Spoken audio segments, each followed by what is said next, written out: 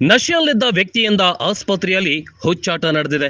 ಮಾದಕ ವಸ್ತು ನಶೆಯಲ್ಲಿ ಆಸ್ಪತ್ರೆ ವೈದ್ಯರು ಸಿಬ್ಬಂದಿ ಮೇಲೆ ಹಲ್ಲೆ ನಡೆಸಿದ್ದಾರೆ.